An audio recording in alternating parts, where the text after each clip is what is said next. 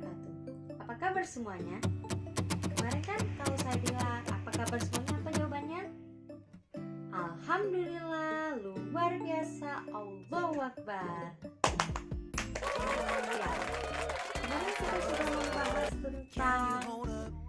kita sudah membahas tentang pengetahuan kecerdasan bahasa, yaitu kecerdasan bahasa dan kecerdasan musikal. Kali ini kita akan membahas tentang kecerdasan logis matematis. Sebelum saya masuk ke materi itu, apakah Bunda sangat bersemangat ketika melakukan permainan yang berhubungan dengan angka, urutan, dan perbandingan? Jika anak Bunda semangat, berarti ini ada kabar baik. Anak Bunda memiliki kecerdasan logis matematis. Jadi dapat disimpulkan bahwa kecerdasan logis matematis adalah kemampuan dalam menggunakan angka dengan baik, melakukan penalaran dengan baik, mengelola alur pikiran yang panjang, dan mencerna pola-pola secara benar. Kecerdasan ini biasanya dimiliki para ilmuwan, akuntan, bahkan pemrogram komputer. Nah, tahu tidak Bunda, karakter anak gimana sih yang memiliki kecerdasan logis matematis ini? Di sini, anak yang memiliki karakter kecerdasan logis matematis biasanya dia itu pertama memiliki kemampuan dalam penalaran yang kuat dan kritis. Kedua, banyak bertanya tentang cara kerja suatu hal. Ketiga, menyukai permainan strategis dan matematika. Keempat, sangat tertarik dengan komputer, bahkan pelajaran yang berhubungan dengan sains dan matematika. Dan yang terakhir, ketujuh, anak itu biasanya suka bereksperimen. Nah, di sini saya mempunyai cara dan bagaimana cara mengembangkan kecerdasan logis matematis pada anak tersebut. Yang pertama, anak tersebut diajari melalui permainan logika dan penyelidikan sebuah misteri. Yang kedua, menggunakan bantuan media atau multimedia. Yang ketiga, mengikuti kursus sains atau matematika secara mandiri. Jadi perkembangan anak itu terhadap logis matematis akan lebih berkembang nantinya. Dan yang terakhir, keempat, anak diminta berlatih untuk memecahkan persoalan matematika maupun persoalan sains. Demikian penjelasan saya terhadap kecerdasan logis matematis. Kecerdasan yang keempat yaitu kecerdasan naturalis. Bunda, jika anak Bunda sering berbicara kepada kakak yang seperti ini, kakak, kita main rumah-rumahan dari pasir yuk.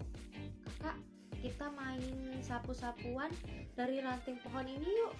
Atau misalkan seperti ini, kakak, ini sudah sore ya. Nah, beberapa pertanyaan di atas biasanya sering dilontarkan oleh anak-anak PAUD atau anak pendidikan anak usia dini. Jangan khawatir Bunda, ternyata pernyataan ini berkaitan erat dengan kecerdasan naturalis. Biasanya pernyataan itu berhubungan dengan kesetaraan alam atau lingkungan sekitar kita.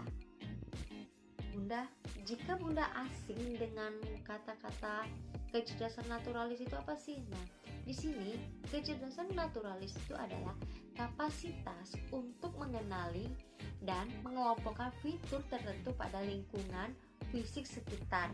Misalkan seperti binatang, tumbuhan, dan kondisi cuaca yang ada.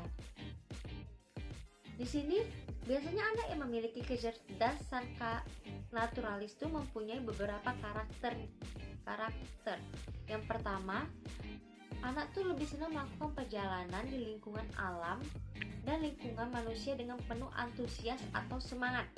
Yang kedua, anak tuh lebih suka melakukan pengamatan atau peduli dengan objek yang di sekitarnya. Misalkan seperti dia peduli terhadap hewan, dia peduli terhadap tanaman yang ada di lingkungan sekitar dia. Yang ketiga, anak tersebut lebih suka memakai peralatan laboratorium. Keempat, anak lebih giat belajar tentang taksonomi. Yang kelima, anak yang memiliki karakter kecerdasan naturalis nih lebih senang memelihara hewan atau tumbuhan dibandingkan kecerdasan yang lain. Jadi itu merupakan karakter anak yang memiliki kecerdasan naturalis. Jika anak bunda memiliki beberapa karakter tersebut, bisa jadi anak bunda mempunyai kecerdasan naturalis. Nah, di sini saya mempunyai strategi atau cara bagaimana sih mengembangkan kecerdasan naturalis anak tersebut. Yang pertama, biarkan anak bermain peran bersama teman-teman sekitarnya. Jangan dilarang bunda. Jadi biarkan anak tersebut bermain peran-perannya. Yang kedua, pelihara hewan atau menanam tanaman di halaman bunda. Jadi dengan begitu kecerdasan naturalis anak itu akan lebih bertambah. Yang ketiga, ajak anak berwisata ke kebun binatang. Jadi kan pengetahuan anak tersebut terhadap binatang-binatang menjadi luas. Keempat, ajak anak buat kegiatan kemah atau literasi terhadap lingkungan yang ada. Dan yang terakhir, biarkan atau minta anak menjaga lingkungan sekitarnya. Nah, itu merupakan strategi cara kita agar anak lebih fokus atau kecerdasan naturalisnya lebih terasa lagi.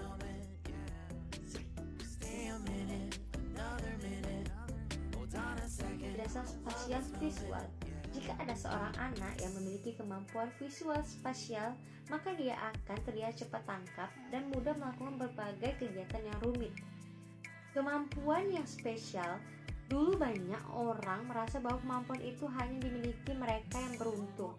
Faktanya dengan ilmu psikologi, mereka akan bisa mengetahui kecerdasan spasial visual tersebut. Di sini, kecerdasan spasial visual adalah kecerdasan yang mampu menerjemahkan bentuk gambaran dalam pikiran sendiri dalam bentuk 2 atau 3 dimensi. Jika seorang anak memiliki kecerdasan spasial visual ini, anak tersebut memiliki beberapa karakter. Yang pertama, senang akan membaca atau menulis, khususnya membaca. Jadi anak tersebut lebih senang membaca dan menulis. Yang kedua, anak tersebut lebih senang memperhatikan hal-hal yang berbentuk visual lain seperti gambar, lukisan foto, atau grafik. Yang ketiga, rasa penasaran anak tersebut tinggi akan hal-hal yang sering dianggapnya berbahaya dan menantang. Jadi anak tersebut lebih suka kegiatan yang lebih menantang dan bisa mengasah pengetahuannya. Dan karakter keempat yaitu anak senang menggambar hal yang akan menekan imajinasi anak tersebut dan akan menghasilkan gambaran yang luar biasa. Di sini untuk melatih kecerdasan spasial visual seorang anak, kita harus bisa memberikan mainan yang mengasah logika atau otak anak. Seperti misalkan kita memberikan anak tersebut puzzle atau Rubik, kan itu bisa melatih kecerdasan otak anak tersebut. Yang kedua, gambarkan dan jelaskan bentuk-bentuk warna dengan arah yang benar. Jadi kita menggambar atau menunjukkannya bagaimana sih cara menggambar yang benar, arah bagaimana sih yang benar. Yang ketiga, untuk mendorong visual spasial anak, kita melatihnya dengan lintasan berkelok, biasanya menggunakan pemecahan permasalahan yang membutuhkan visual mereka agar lebih terasa lagi. Yang keempat, kita memperlihatkan Google Maps atau peta agar visual mereka lebih terhati nantinya. Sampai sini penjelasan saya tentang ketiga kecerdasan majemuk. Yang pertama tadi itu kecerdasan logis matematis, kedua naturalis, yang ketiga spasial visual. Semoga apa yang saya sampaikan bermanfaat nantinya kepada yang menonton, dan pada video saya selanjutnya saya akan menjelaskan kelanjutan dari kecerdasan majemuk selanjutnya. Saya akhiri. Wassalamualaikum warahmatullahi wabarakatuh. Sampai jumpa lagi.